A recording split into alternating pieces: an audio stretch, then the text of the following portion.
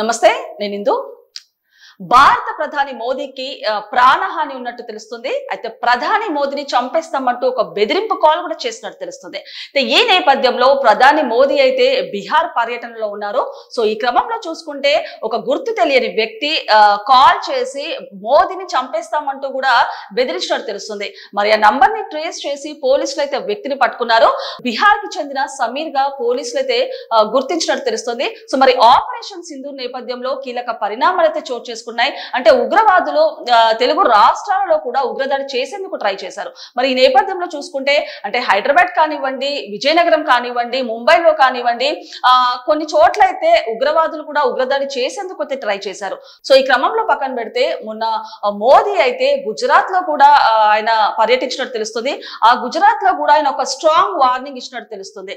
అంటే మారా రోటీ తుమ్ ఖాओ నేతో మేరే pass bullet హే అంటూ కూడా ఆయన స్ట్రాంగ్ వార్నింగ్ ఇచ్చినట్టు తెలుస్తుంది. సో మరి ఈ నేపథ్యంలోనే ఇవాళ ప్రధాని మోదీ గారు అయితే బీహార్ లో పర్యటించారు. సో ఈ క్రమంలో ప్రధాని మోదీకి ఒక బెదిరింపు కాల్ రావడం అయితే ఒక పెద్ద సంచలనంగా మారిందని చెప్పొచ్చు.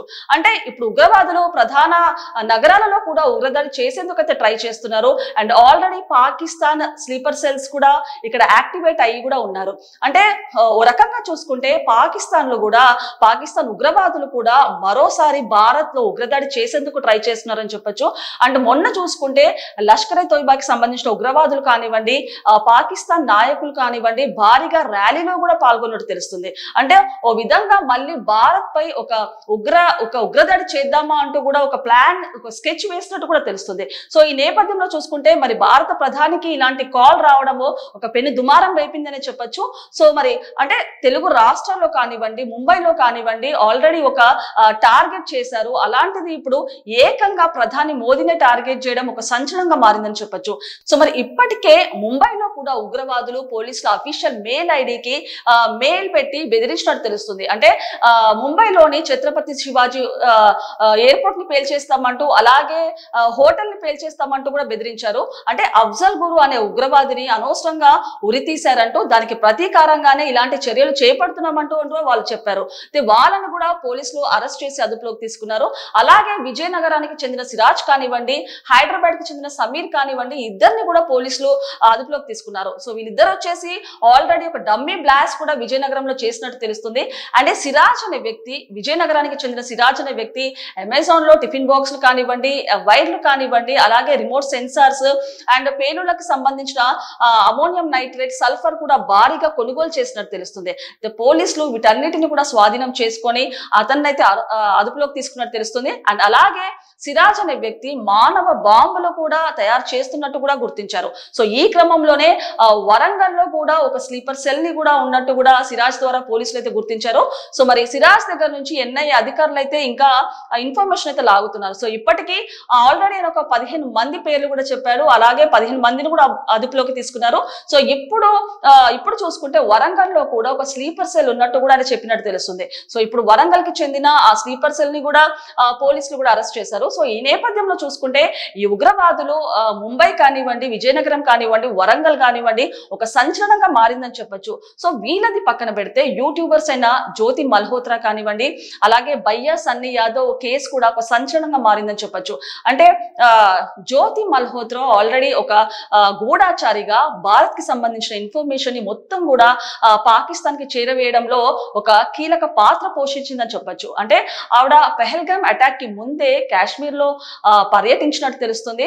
అలాగే అక్కడ కాశ్మీర్ లో వీడియోస్ కానివ్వండి, లొకేషన్స్ కానివ్వండి చిత్రీకరించి ఆవిడ ఇన్స్టాలో కూడా పోస్ట్ చేసినట్టు తెలుస్తుంది.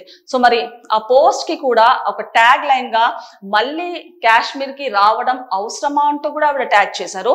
సో ఇది ఒక సంచలనంగా మారిందని చెప్పొచ్చు. సో ఈ నేపథ్యంలో చూసుకుంటే జ్యోతి మల్హోత్రాకి ఢిల్లీలోని పాకిస్తాన్ కమిషన్ ఆఫీస్ లో కూడా ఒక డానిష్ అనే వ్యక్తితో కూడా ఆవిడ రిలేషన్ లో ఉన్నట్టు తెలుస్తుంది. సో మరి ఆ డానిష్ అనే వ్యక్తి ద్వారా ద్వారా కూడా ఆవిడ పాకిస్తాన్ కి 2 సార్లు కూడా వెళ్ళొచ్చారు. సో మరి ఈ నేపథ్యంలోనే ఆవిడ కాశ్మీర్ లో కూడా సందర్శించారు. పాకిస్తాన్ వెళ్ళొచ్చిన తర్వాత అండ్ అలాగే కాశ్మీర్ లోని ప్రదేశాలు కానివ్వండి, లొకేషన్స్ కానీ చూపిస్తూ ఇండైరెక్ట్ గా అటాక్ చేయడానికి కాశ్మీర్ ఒక ప్లేస్ అంటూ కూడా ఆవిడ వీడియోలో ఒక హింట్ ఇచ్చినట్టు తెలుస్తుంది పాకిస్తాన్ వాళ్ళకి. సో ఈ నేపథ్యంలో చూసుకుంటే జ్యోతి మల్హోత్రా కేసు కూడా ఒక సంచలనంగా మారిందని చెప్పొచ్చు. అండ్ జ్యోతి మల్హోత్రా కూడా మొన్న అనార్కలి మార్కెట్ లో సందర్శించినప్పుడు పాకిస్తాన్ లో ఒక హై సెక్యూరిటీ ఒక గన్ మ్యాన్స్ ని కూడా పాకిస్తాన్ వాళ్ళు ఇచ్చారని చెప్పొచ్చు. అంటే ఓ రకంగా చూసుకుంటే మనం ఇక్కడ ఉన్నప్పుడు ఒక ఎమ్మెల్యే కానీ లేకపోతే ఎంపీ అపాయింట్మెంట్ కావాలంటే ఒక వారం నుంచి 10 రోజులు పడుతుంది. అలాంటిది జ్యోతి మల్హోత్రా ఏకంగా పాక్ ప్రధాని కూతురుతోనే ఆవిడ సమావేశం అయ్యారంటే ఆవిడకి ఎంత ఇన్ఫ్లుయెన్స్ ఉంటే ఇలాంటివి చేస్తారో ఒకసారి చూడొచ్చు. సో మరి జ్యోతి మల్హోత్రా కేసు పెను సంచలనంగా మారిందని చెప్పొచ్చు. అండ్ అలాగే భయ్యా సన్ని యాదవ్ ని కూడా నిన్న చెన్నైలో ఎన్ఐఏ అధికారులు అయితే అదుపులోకి తీసుకున్నారు. అంటే ఈయన కూడా వచ్చేసి పాకిస్తాన్ లో 2 నెలలకు పైగానే ఆయన సందర్శించినట్టు తెలుస్తుంది. భయ్యా సన్ని యాదవ్ బెట్టింగ్ యాప్ ప్రమోషన్స్ లో కూడా ఆయన పేరు వచ్చినట్టు తెలుస్తుంది. అంటే ఈ క్రమంలోనే ఆయనని పోలీసులు కూడా పాకిస్తాన్ నుంచి వచ్చిన తర్వాత ఈయనని అదుపులోకి తీసుకున్నారు. సో మరి అంతకు ముందు కూడా 10 రోజుల క్రితమే పోలీసులు అయితే వాళ్ళ ఇంటికి స్పెషల్ బ్రాంచ్ పోలీసులను కూడా పంపించినట్టు తెలుస్తుంది. సో ఈ క్రమంలో చూసుకుంటే వీళ్ళ యూట్యూబర్స్ కేసు కూడా ఒక సంచలనంగా మారిందని చెప్పొచ్చు. అంటే ఓ రకంగా మన ఇంట్లో ఉంటూ మన పక్కనే ఉంటూ మన దేశంలోనే ఉంటూ ఇలాంటి పనులు చేయడము, ఇలాంటి వాటికి పాల్పడము ఎంతవరకు కరెక్ట్ అంటూ కూడా చాలా మంది మండిపడుతున్నారు. అంటే ఓ రకంగా వీళ్ళు బాగానే సంపాదిస్తున్నారు, మంచి ఫాలోవర్సే ఉన్నారు, అయినా కూడా ఒక డబ్బు ఆశ కానివ్వండి, అలాగే లగ్జరీస్ కి కానివ్వండి, ఇలాంటి వాటికి పాకిస్తాన్ వాళ్ళకి అమ్ముడు పోవడం ఎంతవరకు కరెక్ట్ అంటూ కూడా చాలా మంది ఆరోపిస్తున్నారు. సో వీళ్ళనైతే సౌదీలో అయితే ఎలాంటి యాక్ట్ ఉంటుందో, హ్యాంగింగ్ చేసే యాక్ట్ ఉంటుందో, యాక్ట్ ద్వారా వీళ్ళని కూడా హ్యాంగ్ చేయాలంటూ కూడా చాలా మంది అయితే ఆరోపిస్తున్నారు. సో ఇలాంటి స్లీపర్ సెల్స్ కూడా మన ఇండియాలో యాక్టివేట్ అయి ఉన్నారంటూ కూడా పోలీసులు కానివ్వండి చాలా మంది అయితే చెప్తున్నారు. సో వీళ్ళ ద్వారా మనము జాగ్రత్తగా ఉండాలంటూ కూడా వాళ్ళు పోలీసులు కూడా ఆదేశాలు ఇస్తున్నారు. సో ఏ రకమైన సందేహం ఉన్నా, ఎవరైనా ఎక్కడైనా డౌట్ఫుల్ గా కనిపించినా కూడా తమకు సమాచారం ఇవ్వాలంటూ కూడా పోలీసులు చెప్తున్నారు. సో మరి ఈ నేపథ్యంలో చూస్తే అంటే ఒక్కొక్కరు పాకిస్తాన్ స్లీపర్ సెల్స్ కూడా అందరు యాక్టివేట్ అయి ఉన్నారని చెప్పొచ్చు. అంటే రోజుకొకరైతే అరెస్ట్ అవుతున్నారు, రోజుకొక కొత్త కేసు చూస్తున్నాం, రోజుకొక కొత్త వార్త సంచలనం అవుతుందని చెప్పొచ్చు. సో మరి ఈ నేపథ్యంలోనే ఇవాళ ప్రధాని మోదీ గారికి బెదిరింపు కాల్ రావడం ఒక సంచలనంగా మారిందని చెప్పొచ్చు.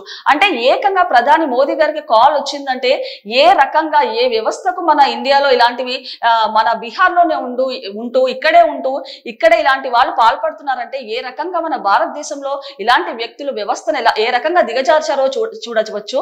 అండ్ అలాగే మరి ఆపరేషన్ సింధూర్ తర్వాత ఇద్దరు ఉగ్రవాదులు అయితే హతమయ్యారు. సో మరి ఇద్దరు ఉగ్రవాదుల తండ్రి కూడా ఆయన ఒక మాట చెప్పుకొచ్చారు. అంటే నాకు ఇంకా కొడుకులు ఉంటే గనక నేను కూడా వాళ్ళని ఉగ్రవాదులనే చేస్తాను, లష్కర్ ఈ తోయిబాకి సంబంధించిన ఉగ్రవాదుల్ని చేస్తానంటూ కూడా ఆయన చెప్పుకొచ్చారు. సో ఈ విధంగా చూసుకుంటే నిజంగా పాకిస్తాన్ ఏ రకంగా ఉగ్రవాదిని అయితే పెంచి పోషిస్తుందో చెప్పవచ్చు. సో ఇప్పుడు చూసుకుంటే ప్రధాని మోదీ ఒక బెదిరింపు కాల్ అయితే ఒక సంచలనంగా మారిందని చెప్పొచ్చు.